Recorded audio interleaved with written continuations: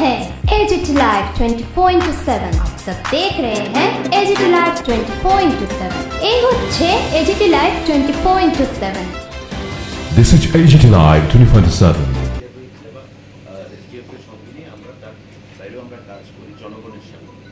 মিটিংয়ের জন্য সময় দিয়েছেন এবং আপনারা সবাই জানেন যে একটা ভিসি অলরেডি আমি করেছিলাম যার মাধ্যমে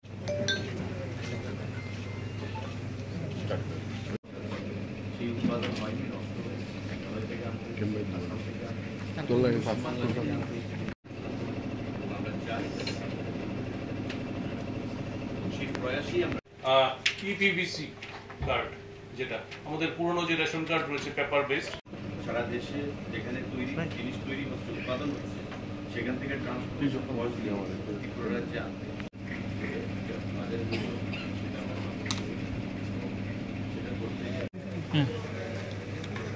এটা আমাদের রুটিন মাফিক যে মিটিং অনুষ্ঠিত হয়, রিভিউ মিটিং, খাদ্য এবং জনসম্ভরণ দপ্তরের এখানে ডাইরেক্টর বা জয়েন্ট ডাইরেক্টর, ডেপুটি ডিরেক্টর, মহকুমা থেকে আগত এসডিসি, ফুড ইন্সপেক্টর এবং ডেপুটি ডিরেক্টর লেভেলে যারা অফিসাররা আছেন প্রত্যেকে এখানে উপস্থিত আছে।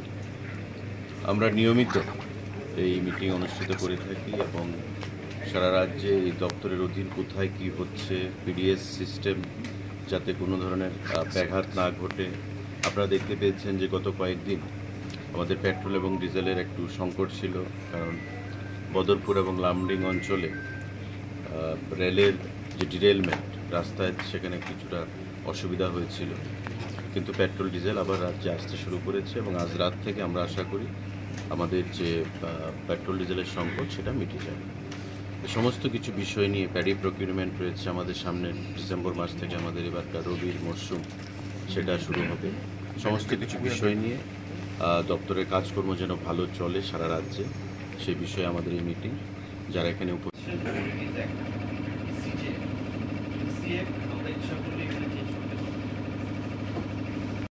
যাতে অনেক ধরনের ইস্যুগুলি আমরা রিজলভ করতে পারি এবং এই ব্যাপারে আপনাদের সবার থেকে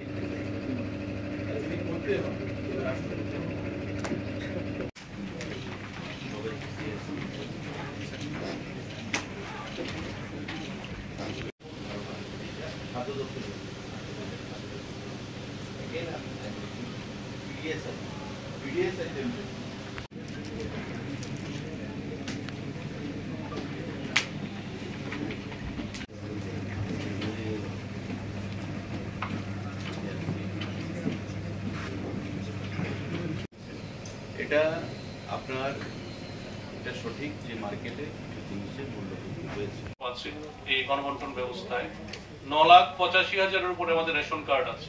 আমি আজকে স্বাগত জানাচ্ছি রাজ্যের সম্মানীয় মন্ত্রী মহোদয় শ্রী সুশান্ত চৌধুরী মহাশয়। সবাইকে নমস্কার। আজকে আমি 8 তারিখে খাদ্য দপ্তরের অধিকর্তার দায়িত্ব গ্রহণ করি এবং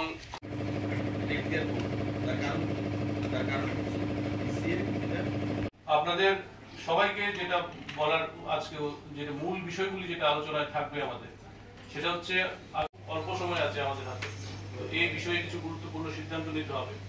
পাশাপাশি আমাদের অলরেডি আমরা একটা ডিসিশন আমরা চাইছিলাম